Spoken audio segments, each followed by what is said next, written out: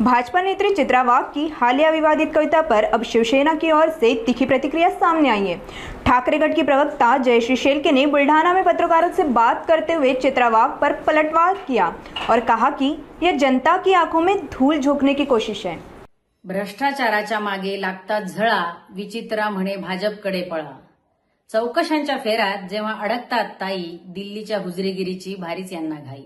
खोटं यांचं हिंदुत्व आणि खोटं महाराष्ट्र प्रेम, खोटं यांचं हिंदुत्व आणि खोटं महाराष्ट्र प्रेम, सक्तीच्या हिंदीचा ठाकरेंनीच केला गेम। दोन वाघाच्या डरकाळीने फोडला यांना घाम, दोन वाघांच्या डरकाळीने फोडला यांना घाम, मंदिर बांधलं पण मनात नाही राम।